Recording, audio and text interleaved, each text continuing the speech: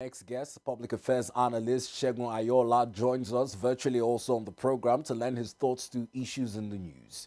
Hello, Mr. Segun. Good morning to you and welcome to the program. Mr. Segun, let's pick your thoughts on some of the prominent issues in the news this morning. I would start with the presidential pardon. Last week, Thursday, the president, following consultation with the National Council of States and in exercise of the prerogative of mercy as captured in Section 175 of the Constitution for presidents and Section 212 for governors, granted clemency to 175 persons, constituting posthumous awards and also pardons to inmates. This sparked a lot of reactions from Nigerians, particularly for those convicted of drug trafficking and those who also were convicted of murder, more like Miriam Sanda, who was the most prominent person on the lips of Nigerians. Her family's, the husband of her slain husband, the family of her slain husband rather, raised dust over this clemency. This morning, the Attorney General Federation is saying that the clemency is not final, it's still in the review process and no convicts have been released, saying that there might be a U-turn on this decision. What do you make of this development, sir? Yeah, thank you very much. The issue on pardon is a responsibility of the president and the governor, as the case may be, in their various jurisdictions. If the issue has attracted public criticism, I'm of the opinion that there should be a review. For example, the governors have said no inmate has been released to that effect. It is obvious that the reason why this attracted public criticism is owing to the fact that there are people who should never be pardoned. There are people who should never be pardoned. People who have deliberately destroyed this country. People who have murdered loved ones. People who have committed so grave, a crime that should never, there are cases and there is a case. If such cases should never attract presidential pardon, it should be seen to be so that people will not begin to think that there is another thing to it. There are people who should never be granted presidential pardon, even in as much as the president has the prerogative to pardon anybody he wishes to. If he's being criticized, he's a listener. Mr. Bola Ahmed Tinubu will do a review on the list of those who are, already listed for pardoning. So I think it's a good one. I join those who criticize the list, even though I have not seen the names of those that have attracted this criticism. But I think there is need to review. If everybody is saying that it should be reviewed, the governors have also come out to say nobody has been released yet to that effect, it means there is something to it. There are some people who should never be granted pardon. Now, what of the other side to the story with the NDLEA, ICPC, and police alleging that there was some name smugglings by the committee handling the list? Does it bother you that such a list would have persons trying to smuggle names into it? Yes, politics is about interest.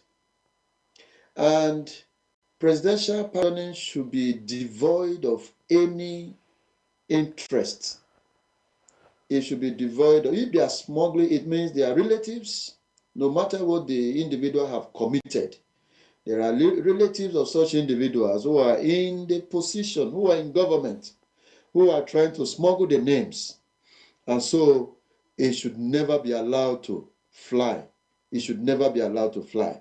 Because that will give this government a very bad name. It will give this government a bad name. So I think the review should be done and on time to avoid, public, criticism. We are already seeing reforms of the government yielding positive effects. So such things as presidential pardoning, names should never be smuggled and then from the back doors and so on to have their own interests, being carried out. There are people who are in the House of Reps whose relatives, their names are being smuggled. So I think they should do a rethink and review so that the list will have, a positive expectation, and the president himself too will be happy that he did justice and fairness to this responsibility. Now, according to a statement by the presidential spokesperson, Bayo Onanuga, 294 requests were received. There were supposed to be commutations of 7 death sentences to life imprisonment. There's supposed to be a pardon for 85 convicts and 15 posthumous awards for ex-convicts, including the Ogoni 9, particularly even with the likes of Herbert Macaulay mentioned on that list. What do you make of the posthumous uh, uh, pardons as against the ones that would be seeing persons released? Those persons are no more with us. Would this bring some respite for the families, particularly speaking to the case of the Ogoni 9?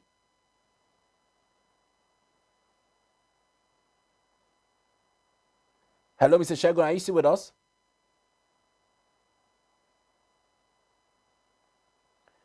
We must once again apologize for the quality of the network this morning.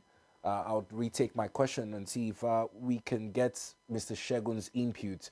Well, according to a statement by the presidential spokesman, Mr. Bayo Nanuga, he had earlier revealed that the committee received 294 cases, recommending clemency for 82 inmates, pardon for 2, reduction of prison sentences for 65, commutation for 7, death penalties to be turned to life imprisonment, and posthumous pardons for 15 ex-convicts, including the Ogoni 9.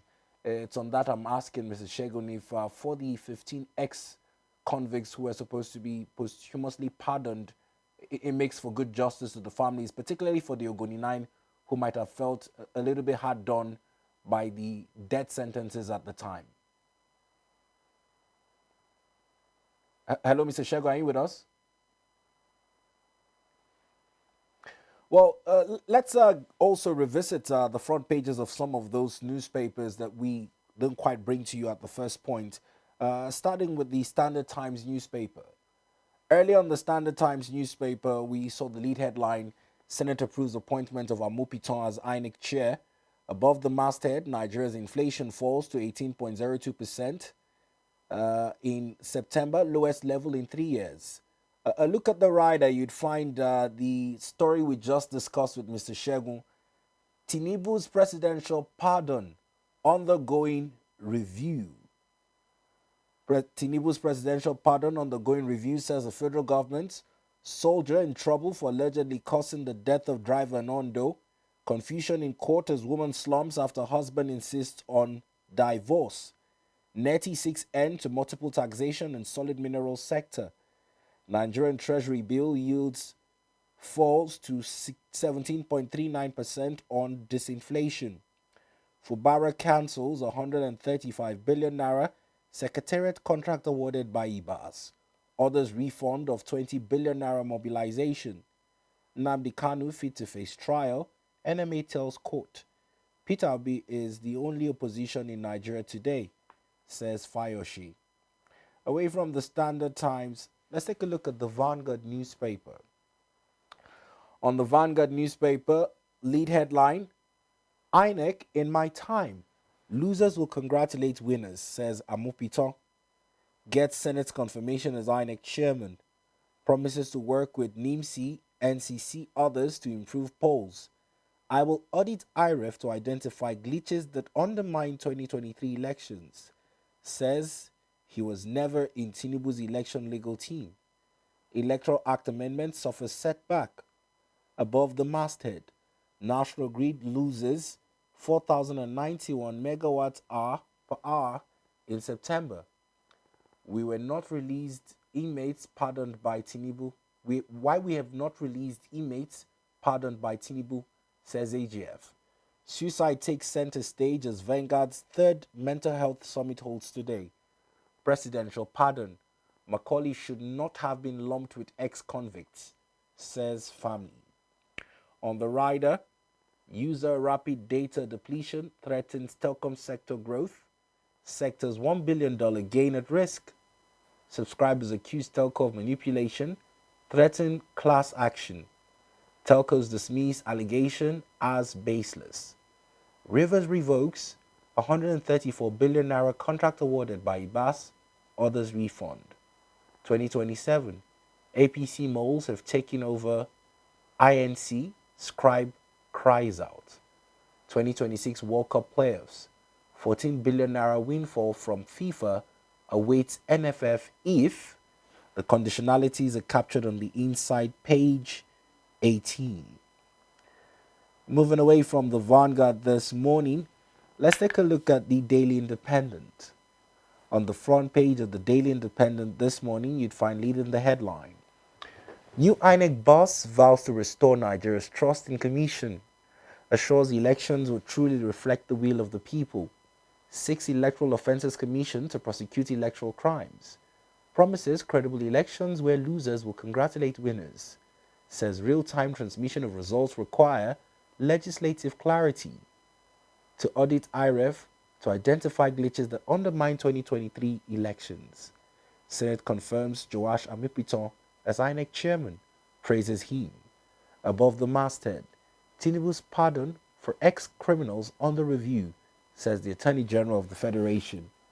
Senate leadership in disarray over Electoral Act amendment. While the Senate leadership reported by the Daily Independent was on Thursday thrown into confusion over the amendment of the Electoral Act, which was supposed to be passed for second reading by the upper chambers. The chairman of the Senate Committee on Electoral Matters, Senator Simon Nalong, was handling the lead debate when the Senate President, Godswill Akpabio, came to take over from the Deputy Senate President, Jibrin Barrow, and suggested a closed-door session at the moment. Now, I'm taking a look at the rider. Oil output slumps to 7-month low as strike others disrupt production. Herbert Macaulay deserves national honor than pardon, says Bode George. Nnamdi Kanu. NMA releases report says ailment not life-threatening. Strike. FG not sincere with collective bargaining, says ASU. Asks Tinubu to arrest wave of resignations in public varsity. CBN assures foreign investors of FG's resolve to advance reforms, unlock opportunities. IMF identifies risk of domestic borrowing in Nigeria. Others. Rivers terminates 134 billion naira secretariat contract awarded under EBAS. Now, away from the Daily Independent, let's take a look at the New Telegraph. On the front page of the New Telegraph this morning, you'd find leading the headlines, FOI, INEC demands 1.5 billion naira from law firm to access voter register. Above that, Sanwo-Olu launches 410 million euro Oni-Eco project. Governor Sanwo-Olu launches 410 million euro Oni-Eco project, 78 electric ferries to transform Lagos water transport. Rivers cancels 134 billion naira secretariat contract awarded by IBAS. Others refund of 20 billion naira mobilization. CBN, Bank of Angola sign MOU to deepen central banking collaboration. Nnamdi Kanu fit to stand trial, NMA tells court. Above the masthead, IMF to Nigeria, tackle debt liabilities, illicit financial inflows. 2024 capital budget suffers setback over poor execution. On the rider, PDP convention maintains status quo, court warns interested parties. AI, financial institution workers demand radical reforms to protect employees. Amid outrage, FG says release of Mariam Sanda, 81 others still being reviewed. Welcomes public engagement. DHQ, why soldiers are yet to get their allowances. Social media may stunt students' intellect, according to a study published on the news page 31 of the New Telegraph. Let's take a look at the Nigerian Tribune. And then we'll come and take a look at the Daily Courier. On the Nigerian Tribune, my agenda for INEC, Amupiton, as Senate confirms his nomination, says improvement of Logistics Electoral Offences Commission imperative. 6 speaks on beavers. IREV may consider drones for logistics. Credible elections will promote confidence, he declares. Presidential prerogative of mercy at review stage not final, says AGF. Rivers government cancels 134 billion naira secretariat reconstruction contract awarded by IBAS. Let's take a look at the rider of the Nigerian Tribune. On the rider of the Nigerian Tribune, withheld Oshun LG fund, state AG can sue on behalf of LGs. Abuja court rules. Nnamdi Kanu's ailment not life-threatening, fit to stand trial, says the NMA, tells court. Now Kogi government raises bandits camp. 2026 Hajj, NACON meets states to review fare as Saudi Arabia reduces Nigeria's slots to 66,910. PDP unshaken by defections, ready for landmark convention in Ibadan. Ekiti has enjoyed rapid economic growth in 3 years, says Oyebanji. We do apologize for the network interruption. Rejoining us now is Mr. Segun Ayoola, who joins us to pick up from where he left off, where he was making his thoughts known on the presidential pardons. Hello, Mr. Segun. Welcome back to the conversation.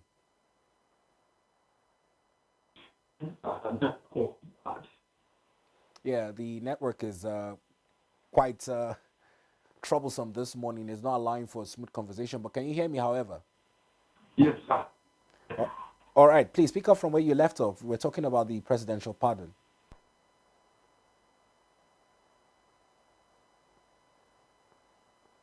Hello?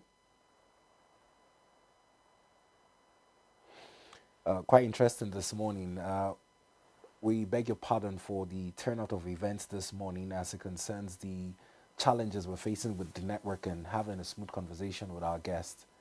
However, in keeping with more conversations on the program this morning, let's revisit the front page of the Standard Times.